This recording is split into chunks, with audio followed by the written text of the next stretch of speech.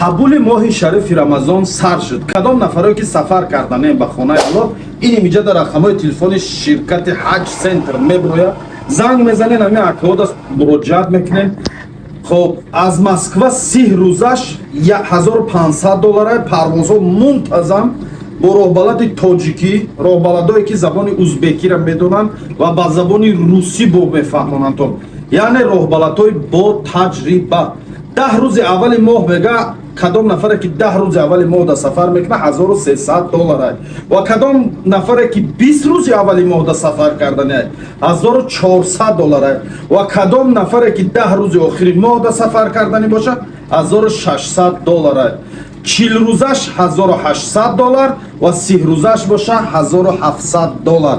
رقم‌ها در روی اکران میبرم، معلومات پورا را بتونین همین اکا خودش پرسان شوین و از نام شبکه اسماعیلی تاجیک گپ زنین. تحفه های به نهایت خوب شما را انتظار است. یک کتاب قرآن، 5 لیتر آب زمزم، یک تا احرام و از نام شرکت اسماعیلی تاجیک، یعنی از نام خروطابخانه اسماعیلی تاجیک، از نام اوکاس اسماعیلی تاجیک و از نام چی بگن حجامه اسماعیلی تاجیک با یک تحفه به نهایت بهترین که انشاءالله شما را خرسند میکنن.